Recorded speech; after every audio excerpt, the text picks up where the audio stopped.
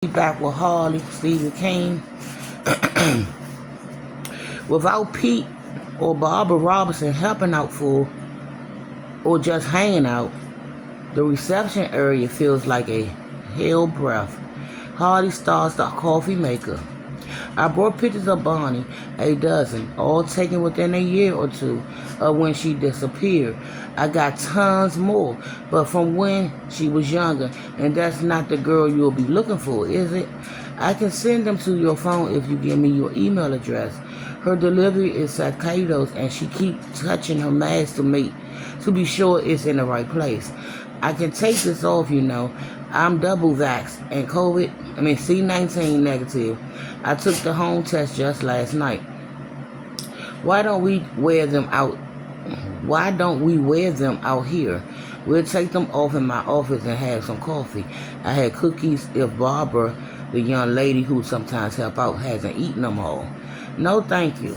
Harley doesn't have to look to know they're all gone anyway.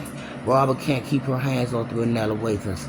I saw the pictures of Bonnie on your car, by the way. She's very attractive. Penny eyes crinkle as she smiles behind her mask. I think so. Of course I am her mother, so what else would I say? No Miss America, but she was a prom queen back in high school, and nobody dumped a bucket of blood on her either. She laughed. The sound as sharp as her delivery. Harley hopes she isn't going to get all hysterical. After 3 weeks, the woman should be beyond that, but maybe not. Harley has never lost a daughter, or she doesn't know, but she does know how she felt when she thought she might have lost Jerome and Barbara, like she was going out of her mind. Harley writes her email address on a postcard. Are you married to Miss Dahl? Dahl pastes the note inside the cover of her phone. If you don't start calling me Penny, I may scream. Penny it is, Harley says, partly because she thinks her new client actually might. Divorce.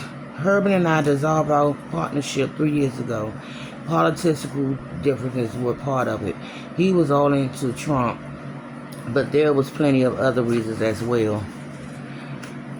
Corner reads 7/1/21. It's not dark yet, but as Bob Dylan say, it's getting there. Plenty of light still left in the sky, enough for Harley to see Bonnie pull up on her bike, take off her helmet, and shake out her hair, which was probably sweaty.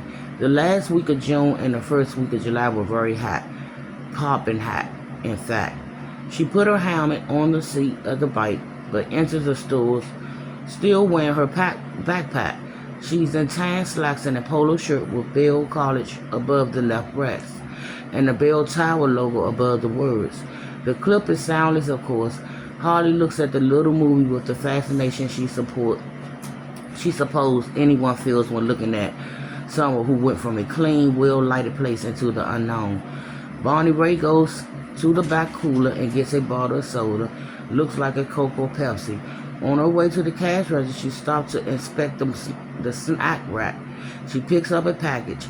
Might be Ho-Ho's, might be Yodels. Doesn't matter because she puts it back. And in Harley mind, she hears Charlotte Gibney say, I must maintain my girlish figure. At the register, she has a brief conversation with the clerk, middle-aged, bald, and Hispanic. It must be something funny because they both laugh. Bonnie rests her pack on the counter, unbuckles the flaps, and puts her bottle of soda inside. It's big enough for the shoes she wears at work, maybe, plus her phone and a book or two. She slides the straps back over her shoulders and says something else to the clerk. He gives her some change and thumbs up. She leaves, puts on her helmet, mounts her bike, paddles away to whatever. When Harley looks up and hands back the phone, Penny Dow is crying. Tears are hard for Harley to handle. There's a box of tissue beside the mouse pad. She pushes it towards Penny without making eye contact, nibbling at her lower lip and wishing for a cigarette. I'm sorry. I know how hard this is for you. Penny looked at her over a boning of Kleenex. Do you? It's almost a challenge. Harley sighed. No problem, not. There is moments of silence between them. Harley thinks of telling Penny she recently had lost her mother, but it's not the same. She knows where her mother is, after all, under dirt and sod at Cedar Rest Cemetery. Penny Down only knows there's a hole in her life where her daughter is supposed to be. I'm curious about your daughter's helmet. Was it with her bite when it was found? Penny mouth fell open. No, just a bite.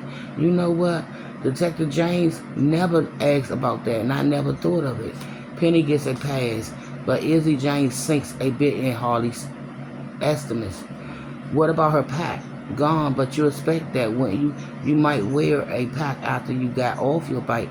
She wore it into the store, but you'll hardly keep wearing your helmet, would you? Harley doesn't answer because this is a conversation. It's an interrogation. It will be as gentle as she can make it, but an interrogation is what it is. Catch me up, Penny. Tell me everything you know. Start with what Barney Dorr does at the rental library and when she left that evening. And I'll be back with Harley by Stephen King.